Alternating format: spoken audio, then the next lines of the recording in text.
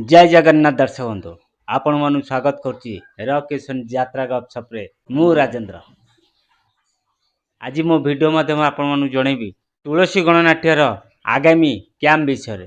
तुलसी गणनाट्य आगामी कैंप क्यों क्यों जगार करिया पई जाउ मो सहित रही संपूर्ण वीडियो देखंतु जानि परिए तुलसी क्यों क्यों जगार नाटक मंचस्थ करिया पई जाउ। चलंतु डेरी न करी वीडियो स्टार्ट करिबो।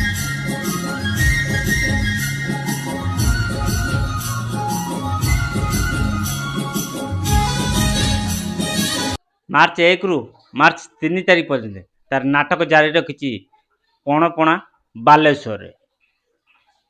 मार्च 4 रु मार्च 6 तारीख पर्यंत ए 3 दिन धरी तुलसी गणनाट्य तार नाटक मंचस्थ कर ब्राह्मण साइलो कटक रे।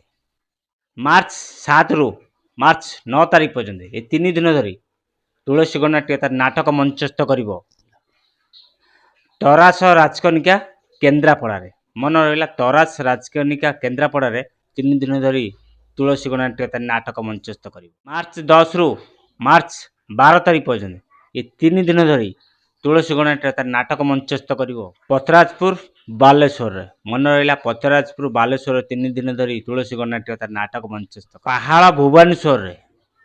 भुवनेश्वर रे तुलसी गणनाट्य तार आगामी कैंप करने जाऊँगी।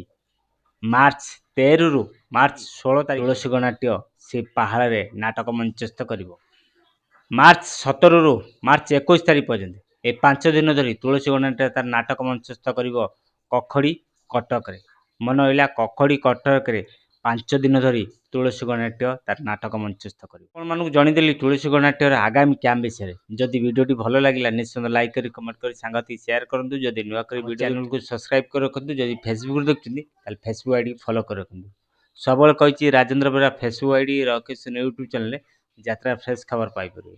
आशा करछि आपण माने समस्ते भल थिबे आ सुस्थ भी थिबे। पुणी देखा हबो आ एक यात्रा वीडियो। जय जगन्नाथ।